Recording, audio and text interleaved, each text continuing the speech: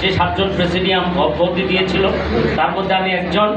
কারণ জাতীয় পার্টিতে একটি অসভ্য ধারা আছে, 20-এর 1-এর ক ধারা, অত্যন্ত অসভ্য একটা ধারা। যে ধারার সংশোধন আমরা চেয়েছিলাম, পরিবর্তন চেয়েছিলাম, আর সেই অপরাধেই উনি আমাদেরকে অব্যাহতি দিয়েছেন।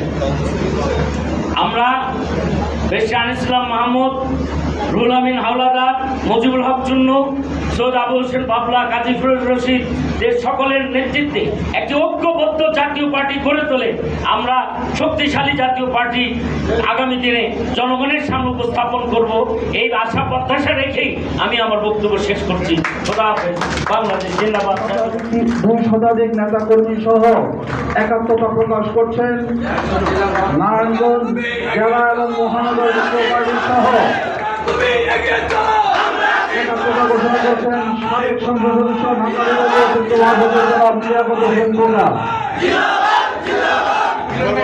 এ পর্যায়ে